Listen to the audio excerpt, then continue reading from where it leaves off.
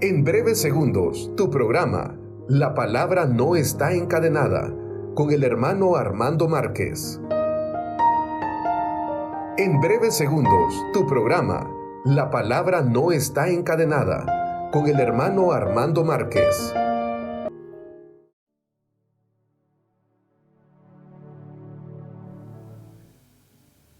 Tema número 30. Libros históricos, primer libro de Reyes. Y el tema concreto es Elías, lleno de miedo, huye, pero es reconfortado también con el pan misterioso de Dios. De la mano de Monseñor Romero hemos estado reflexionando, ¿verdad?, los libros de la Biblia. Vimos primero los 5 libros del Pentateuco o libro de la ley. Y en los últimos temas hemos comenzado a ver los libros históricos. Recuerden, el primero de ellos fue Josué. Después, el primer libro de Samuel. Con el tema anterior, precisamente, iniciamos el primer libro de Reyes, ¿verdad? Porque en este libro también hay 2 partes, primer libro de Reyes y segundo libro de Reyes. La vez pasada consideramos a Salomón pidiendo la sabiduría. Hoy continuaremos reflexionando sobre el profeta Elías. Son los 2 personajes importantes de este primer libro de Reyes, Salomón y Elías. Hoy entonces vamos a considerar la persecución que sufre el profeta Elías y vamos a hacer un paralelismo con Monseñor Romero. Preguntémosle, en primer lugar, Monseñor Romero, ¿cuáles son las circunstancias en las que se inicia la persecución contra Elías? Jezabel es la mujer del rey Ahab, mujer mala, que cuando vio que Elías luchaba por los derechos de Dios contra los falsos profetas, le mandó un recado, como los que manda la UGB hoy. Mañana a estas horas tú estarás también con los falsos profetas muertos. Y Elías tuvo miedo. ¿Quién no siente miedo ante una amenaza de muerte? Y Elías emprendió la huida porque la UGB le había amenazado. Jezabel, la perversa mujer de Ahab.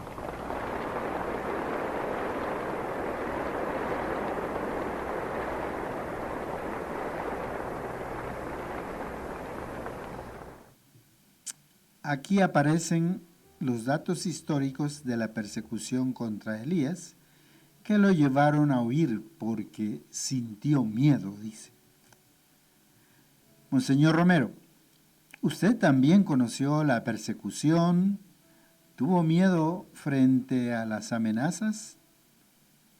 Bueno, pues para conocer esta respuesta de Monseñor Romero, vamos a leer sus conclusiones del último retiro que realizó Monseñor Romero. Un mes antes de su martirio, Monseñor Romero hizo un retiro con otros sacerdotes y escribe, ¿verdad?, sus notas. Vamos a pedirle a nuestro hermano Eduardo que le preste su voz a Monseñor Romero. Lunes 25 de febrero de 1980. Casa de religiosas pasionistas, planes de renderos. Siento miedo a la violencia en mi persona. Se me ha advertido de serias amenazas, precisamente para esta semana. Temo por la debilidad de mi carne, pero pido al Señor que me dé serenidad y perseverancia, y también humildad, porque siento también la tentación de la vanidad. Romero.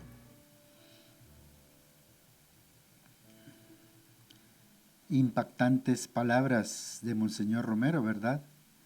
Un mes antes de su martirio, imagínense. Igual que Elías, Monseñor Romero nos confiesa su miedo, su temor a la muerte violenta, pero pide la fe, pide la confianza, la serenidad al Señor. ¿Y qué interpretación cristológica da usted, Monseñor Romero, tanto a la postura de Jezabel como a la postura de Elías? Y yo encuentro tanto en Jezabel como en Elías la carne sin Cristo. Jezabel, con sus tendencias criminales, vengativas, es la carne sin Cristo. Elías también se olvida un momento de la protección de Dios y huye. La carne miedosa, el cobarde, el que se esconde, el que huye, también esa no es carne sin Cristo, el hombre cobarde. Para entender bien esta expresión de carne sin Cristo, ¿qué quiere decir usted, Monseñor Romero, cuando habla de carne? La carne del hombre sin Cristo, yo quiero preguntar, ¿qué es la carne? Y no a ustedes que me podían dar tantas opiniones de lo que ustedes creen y de verdad juicios muy certeros. ¿Qué es la carne? La carne, según la Biblia, quiero presentarla yo. Según la Biblia, esta palabra carne aparece como expresión de vida. Toda carne verá la salvación de Dios, dice la Biblia. Todo hombre, todo viviente. Significa también el cuerpo en cuanto a contraposición a lo espiritual. Ahí tenemos a Monseñor Romero explicándonos con palabras sencillas este concepto de carne, que en teología no es tan fácil. Monseñor Romero, además del significado de vida y de cuerpo que pueda tener, que tiene esta expresión de carne, ¿qué otro significado bíblico le da a usted? No seamos tan estrictos cuando leamos la Biblia en separar el cuerpo del alma con los criterios posteriores de la filosofía griega, sino que veamos con sencillez la Biblia y es el cuerpo animado por el Espíritu, es la persona. La Biblia pues llama carne a la persona, la carne de fulano de tal, es la persona. Pero como esta persona y esta vida tiene dos vertientes, porque fue creada por Dios en santidad original, hija de Dios, en gracia de Dios, en amistad con Dios, la carne del Adán, carne de hombre, carne de humanidad, sin pecado. La carne pues tiene dos sentidos, carne, la tendencia al mal, y carne redimida, mal, pero con tendencias hacia el bien. Según esta explicación, carne sin Cristo quiere decir personas sin fe en Dios, sin confianza en Cristo. Es la figura que utiliza Monseñor Romero para encontrar el significado, por un lado, de las tendencias criminales de Jezabel y por otro, el miedo de Elías. Igual que Elías, como hemos dicho, Monseñor Romero tuvo miedo. Sin embargo, a diferencia de Elías, Monseñor Romero no huyó, no fue, podríamos decir, carne sin Cristo. Sigamos escuchando lo que escribió en aquel último retiro. Vino el padre Ascue y todos nos confesamos. Le expresé dos temores. Uno, el no ser tan cuidadoso como antes con mis confesiones de ejercicios y con mis confesiones ordinarias y en general con mi vida espiritual. Dos, mi otro temor es acerca de los riesgos de mi vida. Me cuesta aceptar una muerte violenta, que en estas circunstancias es muy posible. Incluso el señor nuncio de Costa Rica me avisó de peligros inminentes para esta semana. El padre me dio ánimo diciéndome que mi disposición debe de ser dar mi vida por Dios, cualquiera sea el fin de mi vida. Las circunstancias desconocidas se vivirán con la gracia de Dios. Él asistió a los mártires y si es necesario lo sentiré muy cerca al entregarle el último suspiro. Pero qué más valioso que el momento de morir es entregarle toda la vida y vivir para Él. Otra vez podemos decir, son impresionantes las palabras de Monseñor Romero, ¿verdad? Sin duda, en ese retiro y con los consejos de su confesor, el padre Ascue, un sacerdote jesuita, Monseñor Romero se llena de fortaleza y supera el miedo con la confianza en Dios que asistió, dice, a los mártires. Monseñor Romero, y en el caso de Elías, ¿en dónde encontró fortaleza para superar la situación de desaliento y persecución en la que había caído? Recuerden ahora otra vez la primera lectura. Elías, desalentado, defraudado, perseguido, amenazado, encuentra la fortaleza cuando un signo en el desierto le hace sentir que Dios está muy cerca. El pan misterioso que encuentra junto a él, come, y con este alimento caminarás. Recobra fortaleza y camina 40 días hasta el monte Sinaí. Elías encuentra fortaleza en el pan misterioso. Sin duda, este es una figura del pan eucarístico. Este pan que también nos fortalece a nosotros y que fortaleció a Monseñor Romero. ¿Cuáles son, Monseñor Romero, las circunstancias singulares de la teofanía en la que Dios se manifestó a Elías? Donde nos cuenta aquella preciosa teofanía, vas a ver a Dios. Sintió un huracán y dice en el huracán no estaba Dios. Sintió un incendio y dice la Biblia, en el incendio no estaba Dios. Sintió un gran terremoto y dice en el terremoto no estaba Dios. En cuarto lugar, una suave brisa acariciante como la de nuestros amaneceres o de nuestros atardeceres. Allí estaba Dios.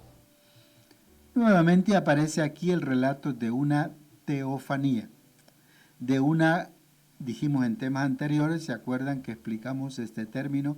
Teofanía, o es una manifestación de Dios a alguna persona, a algún grupo.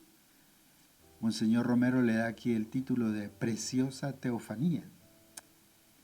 ¿Y cuáles son, Monseñor Romero, las enseñanzas que el Señor le quiso dar a Elías con estas circunstancias especiales en aquella teofanía? Parece que el Señor le quiso enseñar a Elías, no es la violencia, no es la fuerza de los elementos la que va a traer las soluciones. Te voy a inspirar en la suavidad de mi pensamiento, en la brisa de la paz, y le dio las consignas bajo esa brisa, la victoria segura sobre su enemiga Jezabel, el rey que iba a ser cambiado, señalado por el profeta, y otros signos de la victoria y de las cosas que se componen, no con huracanes, ni terremotos, ni incendios, sino con la suave brisa del pensamiento de Dios. Importante enseñanza aparece aquí, ¿verdad? Como en los temas anteriores, cuando hemos hablado de la elección de David y de la lucha contra Goliat, así como de la petición de Salomón, Dios no es aficionado a grandes aspavientos. Se manifiesta Dios en la sencillez, en la brisa suave y en la debilidad. Escuchemos ahora una interpretación musical que nos hace nuestro amigo Edwin García.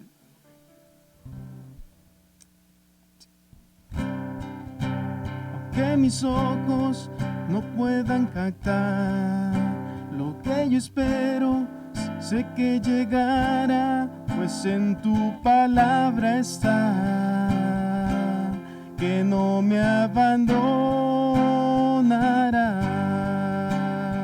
Lo que has comenzado, en mí has comenzado, lo terminarás, porque tú no has cambiado, tu palabra es eterna, viva y eficaz. Lo que has comenzado, en mí has comenzado, lo terminarás, porque tú no has cambiado, tu palabra es eterna, viva y eficaz. Tus palabras son verdad.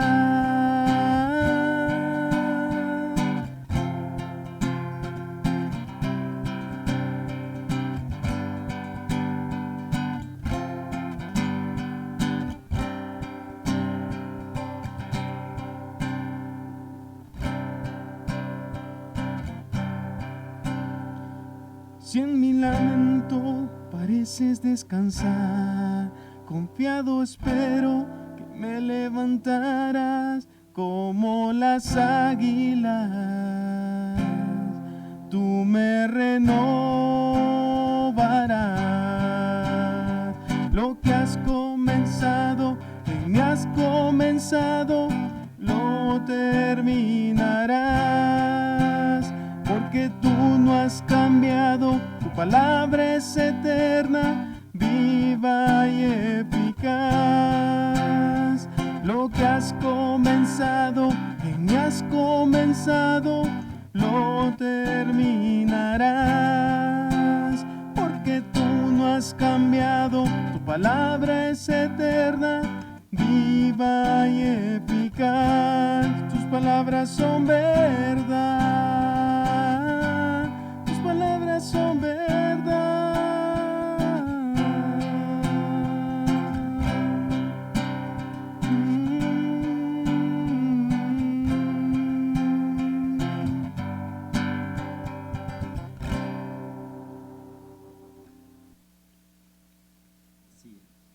Esa sería una. Pasemos a continuación a algunas preguntas para la comprensión y aplicación de esta catequesis romeriana. ¿Quién era Jezabel? ¿Cuál va a ser su postura frente a Elías? ¿Cuál fue la reacción de Elías frente a las amenazas de Jezabel? ¿Cómo expresa Monseñor Romero en su último retiro su situación frente a las amenazas que estaba recibiendo? ¿Alguna vez hemos sufrido nosotros amenazas por nuestro compromiso de fe? ¿Hemos experimentado miedo? ¿Por qué Monseñor Romero interpreta como carne sin Cristo, dice, las actitudes de Jezabel y las actitudes de Elías? ¿Alguna vez nosotros también hemos actuado probablemente como carne sin Cristo, verdad? ¿Cuáles son los dos temores que Monseñor Romero expresa a su confesor, al padre Ascue? ¿Qué opinamos de esos dos temores de Monseñor Romero? Especialmente de las conclusiones que Monseñor Romero deduce de los consejos y del ánimo que su confesor le infunde. ¿En dónde encontró Elías ánimo para superar la situación de miedo, de desaliento que estaba viviendo? ¿Cuáles fueron las circunstancias singulares de la teofanía en las que Dios se manifestó a Elías? ¿Cuáles son las enseñanzas que aparecen en esa teofanía? ¿Cómo se ha manifestado Dios también a nosotros? ¿Se ha manifestado con grandes signos, cosas espectaculares, o más bien en la sencillez, en la brisa suave del Espíritu Santo? Finalmente, hermanos, hermanas, hagamos nuestra la oración y los sentimientos íntimos de Monseñor Romero en aquel su último retiro de febrero de 1980 que realizó allá en los Planes de Renderos. Así completo mi consagración al corazón de Jesús, que fue siempre fuente de inspiración y alegría cristiana en mi vida. Así también pongo bajo su providencia amorosa toda mi vida y acepto con fe en Él mi muerte, por más difícil que sea. Ni quiero darle una intención como lo quisiera por la paz de mi país y por el florecimiento de nuestra iglesia. Porque el corazón de Cristo sabrá darle el destino que quisiera. Me basta para estar feliz y confiado saber con seguridad que en Él está mi vida y mi muerte, que a pesar de mis pecados en Él he puesto mi confianza y no quedaré confundido, y otros proseguirán con más sabiduría y santidad de los trabajos de la Iglesia y de la patria.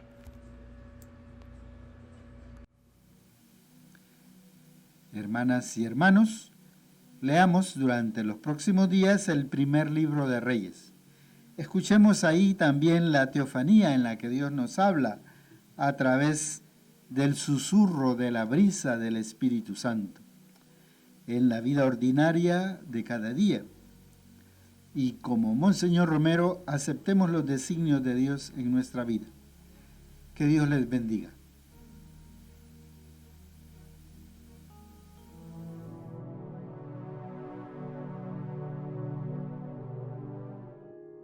Escuchaste tu programa La Palabra No Está Encadenada en Radio Angelus. Gracias por tu sintonía. Escuchaste tu programa La Palabra No Está Encadenada en Radio Angelus. Gracias por tu sintonía.